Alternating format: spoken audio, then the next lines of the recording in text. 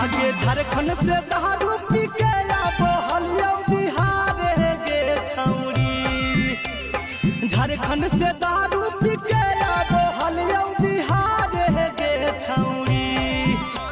Rajauli border पर धर ले कौ 112 गे छौरी। जमुई बॉर्डर पर धर ले कौ 112 गे छौरी। मुँह में पाई पदे के कहल फुका मारे गे छौरी। मुँह में पाई पदे के कहल फुका मारे गे छौरी।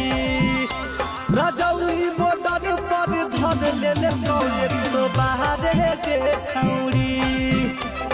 जमुई बॉर्डर पर धर ले कौ 112